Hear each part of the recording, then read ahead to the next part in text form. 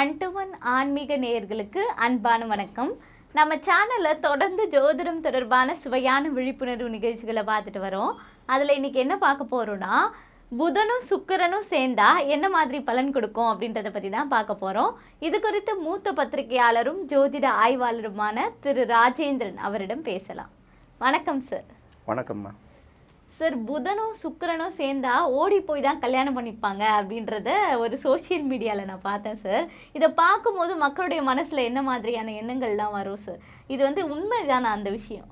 அப்படி இல்லைம்மா. இப்போது நீங்கள் முன்னாடியெல்லாம் பார்த்தீங்கன்னா ஒரு 10 ஊர் 5 ஊர் அந்த மாதிரி ஊர்களுக்கு ஒரு ஜோதிடர் 2 ஜோதிடர் இருப்பாங்க. அவங்க தான் பார்த்தீங்கன்னா இந்த சுற்றுவட்டில் நடக்கக்கூடிய அத்தனை பேருக்கும் இந்த கல்யாண நாள் குறிக்கிறது, நல்லது கெட்டது எல்லாம் குறிக்கிறப்பாங்க. அவங்கள மீறி பெரிய பெரிய ஆட்கள் கூட அவங்களுக்கு கட்டுப்படுவாங்க. இப்போ அந்த மாதிரி சோஷியல் ரெஸ்பான்சிபிலிட்டி கிடையாது இல்லை.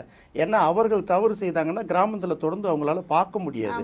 இன்றைக்கி அப்படி இல்லை. நீங்கள் ஏது உட்காந்துட்டு சோஷியல் மீடியாவில் எது வேணாலும் பேசலாம்ல. இப்போ பார்த்தீங்கன்னா எக்ஸாமில் பாஸ் பண்ணணும்னா நீங்கள் பாஸ்ன்னு எழுதி வச்சுக்கோங்க, பாஸ் வாங்கி வச்சுக்கோங்கன்னு சொல்கிறாங்கல்ல. அந்த அளவுக்கு அந்த ஜோதிட துறைங்கிறது சோஷியல் மீடியா வந்ததுக்கப்புறம் ரொம்ப அது என்ன பேசுகிறது, யார் ஒரிஜினல், எது டூப்பு, ஏதாவது எது வேணாலும் சொல்லுங்கள். அதுக்கு ஒரு காரணத்தை லாஜிக் சொல்லணும். இப்போ நம்ம கூட பார்த்திங்கன்னா ஏற்கனவே பல விஷயங்கள் சொல்லியிருக்கோம்.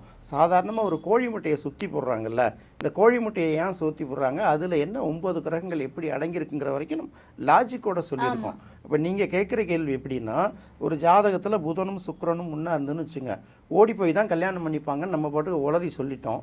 எத்தனை பேர் இன்றைக்கி சோஷியல் மீடியாவில் பார்த்து ஓரளவு என்ன லக்கணம், என்ன ராசி, எத்தனை மட்டில் என்ன கிரகங்கள் பார்க்குற லேடிஸுகளே நிறைய தெரிஞ்சு வச்சுருக்காங்க.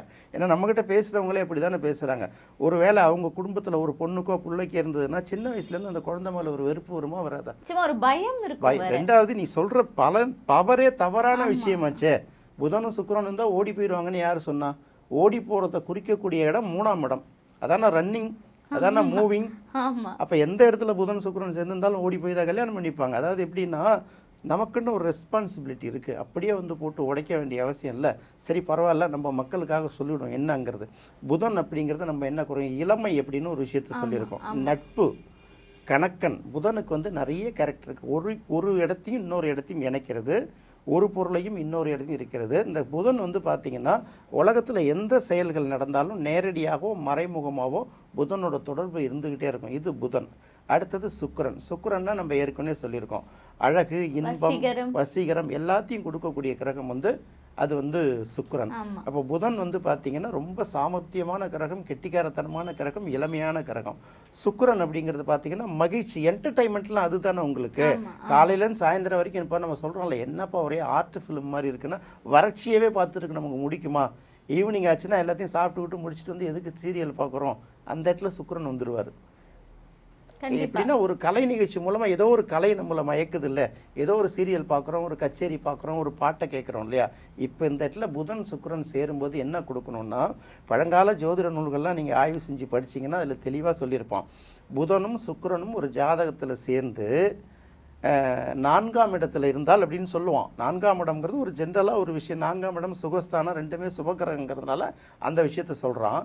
இருந்ததுன்னா அவங்களுக்கு மற்ற ஜாதகத்தில் இருக்கக்கூடிய மற்ற எல்லா தோஷங்களையுமே நீங்கிடும் அப்படின்னு சொல்கிறான். இப்போ புதன்கிறது இளமையை குறிக்கிறது, சுக்கிரன் மகிழ்ச்சியை குறிக்கிறதுங்கிறதுனால இது ரெண்டும் சேர்ந்தால் ஓடி போய் தான் கல்யாணம் பண்ணிப்பாங்கன்னா, எத்தனை பேரோட ஜாதகத்தில் புதனும் சுக்கிரனும் சேர்ந்துருக்கு. இது அற்புதமான ஒரு இசையை தரக்கூடிய ஒரு யோகம். கலைவாணின்னு சொல்கிறோம்ல, கலை அப்படின்னா கலைகளை, ஆயக்கலைகள் 64ஐயும் குறிக்கக்கூடியது சுக்கிரன். அதனால அதுக்கு கலை கிரகம்னு பேர். வாணின்னா காற்றுன்னு சொல்கிறோம்ல, இசை தானே காற்றாக வருது. இது ரெண்டும் சேரும்போது இது கலைவாணி யோகம். இவங்கெல்லாம் பாட்டு படிக்கிறது, பாட்டு கற்றுக்கிறது, இசை கற்றுக்கிறது முயற்சி பண்ணாங்கன்னா அற்புதமான டேலண்ட் அங்கே இருக்கும். இது ரெண்டும் சேரும்போது புதனும் சுக்கிரனும் சேர்ந்துருந்தால் அதுவே கலைவாணி யோகம். இதுக்கு வேணு கோபாலன் அப்படிங்கிற ஒரு கடவுளையே நம்ம சொல்லுவோம். ஏன் அப்படின்னு கேட்டிங்கன்னா, மூங்கில்ங்கிறது வேணு இல்லையா. அப்போ வேணு வனம் சொல்கிறோம்ல, மூங்கில் வனத்தை, வேணு கோபாலன் அப்படிங்கிற சாமிக்கு கூட பார்த்தீங்கன்னா இந்த புதன் சுக்கிரனுடைய காம்பினேஷன் வரும். கையில் புல்லாங்குழல் வச்சுருக்காருல்ல, அதனால தான் அது இசையை கொடுக்கறதுனால அந்த கிரகத்தை அப்படின்னு சொல்கிறோம். இது ரெண்டும் சேரும்போது எந்தெந்த இடத்துல என்னென்ன பலன் கொடுக்கணும்னு சொல்கிறாங்கல்ல. புதன் புத்திசாலித்தனமான கிரகம், அதுவும் புத்திசாலித்தனம் கூடவே மகிழ்ச்சியை கொடுக்கக்கூடிய கிரகம். புதன் பாவப்பட்ட கிரகங்களோட சேரும்போது பாவியா வேலை பார்க்கும், சுப கிரகங்களோட வேலை பார்க்கும்போது சுபரா வேலை பார்க்கும்னு சொல்லியிருக்கோம்ல. இவங்கள்ட்ட பேசி மீற முடியாது, அவ்வளோ ஒரு அற்புதமான திறமை இருக்கும். ரெண்டாவது, இவங்க எப்போதுமே கலகலப்பான நேச்சரில் இருப்பாங்க. இப்போது சில பேரோட ஜாதகம்லாம் பார்த்தீங்கன்னா சின்ன வயசுலேருந்து கடைசி வரைக்கும் கோஎஜுகேஷன்லேயே படிச்சிருப்பாங்க. இப்போ ஆடவர் கல்லூரி, மகளிர் கல்லூரி இப்படியா இருக்காங்கல்ல, இதெல்லாம் ஒரு காலத்தில் நிறைய இருக்கும். இப்போ பார்த்தீங்கன்னா கோஎஜுகேஷன் இல்லாதே கிடையாது. இப்போ காலங்கள் மாறுது இல்லை. அப்போ இது 2 பேரும் சேர்ந்தாலே ஓடி போய் தான் கல்யாணம் பண்ணிக்கிறாங்க. ஏன் ஆட்டோவில் ஏறி போய் கல்யாணம் பண்ணிக்க கூடாதா? காரில் புக் பண்ணி ஓடி போய் கல்யாணம் பண்ணிக்க கூடாதா? திருமணத்தை குறிக்கக்கூடிய கிரகம் 7ஆம் இடத்துக்குரிய கிரகம், அது 3ஆம் இடத்துல இருந்ததுன்னா ஓடி போய் தான் கல்யாணம் பண்ணிக்காங்கன்னு அர்த்தம் இல்லை. அண்டை அயலாருக்கும் குறிக்கக்கூடிய இடமும் 3 தானே. இது ஏன் புதனையும் சுக்கிரனையும் இப்படி சேர்த்து வச்சிருக்காங்கிறது ரொம்ப தவறான விஷயம் இல்லையா? வித்யாலயா ஸ்கூல் நடத்துகிறாங்கல்ல, ஸ்கூல் நடத்துகிறவங்களுக்கே இது ஒரு யோகம். என்ன சுபக்கிரகம், அருமையான யோகம் இல்லையா? அப்போ நமக்கு பாடம் நடத்தக்கூடிய ஆசிரியர்கள், டீச்சர்கள், இவங்க எல்லாமே பார்த்தீங்கன்னா அழகழகாக இருப்பாங்க. அவங்க சொல்லிக் கொடுக்குற விஷயம்லாம் அழகழகாக பதியும். இதெல்லாம் எல்லாருக்குமே கிடைக்காது. நல்ல வாத்தியார் கிடைப்பாங்களா? அதுக்கு முன்னாடிலாம் பார்த்தீங்கன்னா ஏன்டா படிப்பு நிறுத்தினா கணக்கு வாத்தியார் அடிச்சார் நிறுத்திட்டோம் அப்படிமா. இப்போ அது மாதிரி சொல்ல முடியுமா? அப்படியெல்லாம் கிடையாது. கலையும் புத்திசாலித்தனமும் சேரும்போது அது எவ்வளோ ஒரு அற்புதமான ஒரு சேர்க்கை. இதுதான் அந்த இடத்துல இருக்கும். சில பேருக்கு வந்து 2ஆம் இடத்துல இந்த சேர்க்கை இருந்ததுன்னா கொஞ்சம் அப்படி திக்கி திக்கி பேசுகிறாங்க இல்லையா, நாக்கு. சில பேருக்கு இந்த திக்கி பேசுறதுக்கு அது மட்டுமே காரணத்துக்கு கிடையாது, இருந்தாலும் அதுவும் இருக்கும். இது எப்படின்னா ஒன்னோட ஒன்று போட்டி போட்டுக்கும். புதன் வந்து புத்திசாலித்தனம், சுக்கிரன் வந்து புத்திசாலித்தனம் கடந்த மகிழ்ச்சியை கொடுக்குறவர். அப்போ 2 பேருக்குமே போட்டி இருக்கும். அதாவது இவங்களுக்கு எப்போதுமே 2 விதமான கலைகளில் ஆர்வம் இருக்கும். ஒரே நேரத்தில் வந்து 2 குதிரையில் சவாரி பண்ண முடியாதுல்ல. அப்போ அது மாதிரி ஓடி போய் தான் திருமணம் பண்ணி சொல்லுவாங்க அப்படிங்கிறது ரொம்ப தவறு. ஒரு ஜாதகத்தில் திருமணத்தை குறிக்கக்கூடிய இடம் 7ஆம் இடம். அப்போ 7ஆம் இடத்துக்கு உரிய கிரகம் எங்கே இருக்குன்னு பார்க்கணும். அதே மாதிரி 7ஆம் இடத்துல இருக்கக்கூடிய கிரகம் என்ன அப்படிங்கிறத பார்க்கணும். அங்கே இருக்கக்கூடிய கிரகம் என்னங்கிறத பார்க்கும்போது அது பாவ கிரகமா சுப கிரகமானு பார்க்கணும். அந்த கிரகத்துக்கு எந்த கிரகத்தோட பார்வை இருக்குன்னு பார்க்கணும். இவ்வளவும் பார்த்துட்டு தான் முதல்ல திருமணம்ங்கிறத முடிவு பண்ணணும். அப்புறம் திருமணத்துக்கு இப்போ சுக்கிரனுங்கிறது வந்து நம்ம என்ன சொல்கிறோம், சுக்கிரன் தான் திருமணத்தை குறிக்கக்கூடிய கிரகம். சுக்கிரனை திருமணத்தை குறிக்கக்கூடிய கிரகமே 7ஆம் இடத்துல இருந்ததுன்னா திருமணமே உங்களுக்கு நடக்காத. இப்படியெல்லாம் இருக்குல்ல. அப்போ ஓடி போய் கல்யாணம் பண்ணிக்கிறதுன்னு சொல்லும்போது இது எத்தனை ஜாதகத்தை பார்த்து நீங்கள் அனலைஸ் பண்ணீங்க, எந்தெந்த ஜாதகங்கள் அப்படி இந்த இருக்குது அப்படிங்கிறலாம் பார்க்கணும்ல. ஓடி போய் திருமணம் பண்ணிக்கிறதுங்கிறது வேற விஷயம். அந்த காலத்தில் காந்தர்வ விவாகம் அப்படின்னு சொல்கிறாங்க இல்லையா, மறைமுகமான திருமணம். அது வந்து இந்த ஒரு காம்பினேஷனில் இருக்கல, அதுக்கு 100 காம்பினேஷன்ஸ் இருக்குது. சில பேருக்கு எல்லாமே அமைஞ்சிருந்தா கூட அழகாக இருப்பாங்க, அவங்களுக்கு கல்யாணமே ஆகாது. எவ்வளோ போராடிட்டு இருக்காங்க. சில பேர் ஒன்றுமே இருக்காது, 2 கல்யாணம் 3 கல்யாணம் கூட பண்ணிட்டு இருப்பாங்க. சில பேர் சில படங்கள்ல காமிப்பாங்கல்ல, ஒரு கல்யாணத்துக்கு போராடிக்கிட்டு இருக்கோம் ஒருத்தன் இருப்பான், 3 கல்யாணத்தை பண்ணி வச்சு நிற்கிறோன்னு ஒருத்தன் இருப்பான். இப்படி பார்த்தீங்கன்னா இந்த ஓடி போய் திருமணம் பண்ணிக்கிறதுங்கிறது ஒரே ஒரு கிரக காம்பினேஷன், புதனையும் சுக்கிரனையும் சேர்ந்து எடுக்கிறது. இதை விட ஒஸ்ட். இதாவது சமுதாயத்துக்கு நாம் விளைவிக்கக்கூடிய ஒரு தீங்கு. இது என்ன, காதலை பற்றி என்ன சொல்ல முடியும்? முதல்ல காதலை பற்றி சொல்லணும்ல. காதலை சொல்லக்கூடிய இடம் எது? 5ஆம் இடம் தானே. அந்த 5ஆம் இடம்ங்க தான் காதலை சொல்ற இடம். 5ம் 7ம் சம்பந்தப்பட்டாதானே காதல் திருமணமே முதல்ல நடக்கும். இதுக்கும் 3ஓட ஒரு சம்பந்தப்பட்டாதானே அண்டை வயலாறுல இருக்காங்களா இல்லை வந்து முதல்ல திருமணம் பண்ணிட்டு வந்து சொல்றாங்களான்னு பார்க்க முடியும். அப்போ 5ம் 7ம் சம்பந்தப்பட்டாதான் ஒரு காதல் திருமணம். 5ங்கிறது மனசில் வரக்கூடிய காதல், 7ங்கிறது திருமணம். இது 2ம் நடக்கணும்னா 11ஆம் இடத்தோட சப்போர்ட் வேணும். இவ்வளோ விஷயங்களை கடந்து தான் நம்ம போய் ஆகணும். இதே சமயத்தில் இப்போ நீங்கள் வந்து மீன லக்கணமாக இருக்கீங்கன்னு வச்சுக்கோங்களேன்.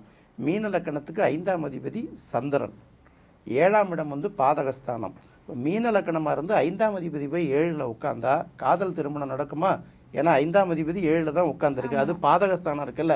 அதாவது ஜாதிரத்தில் ஒரு 10 ரூல்ஸை சொல்லிட்டு 90 விதிவிலக்க சொல்லிட்டு வருவான். இதில் ஏதாவது ஒன்று பிடிச்சி வச்சுக்கிட்டு ஏதாவது ஒன்று நடந்திருக்கும். நாங்கள் போனப்போ அந்த வீட்டு வாசலில் ஒரு நாய் நின்றுது, சிவப்பு கலர் நாய் நிற்கிற ஊடெல்லாம் இந்த பேரை சொல்லி இவன் வீடு தான் இருக்கணும்னு முடிவு பண்ணுறாங்கல்ல. அது மாதிரி ஒரு தவறான ஒரு முடிவு.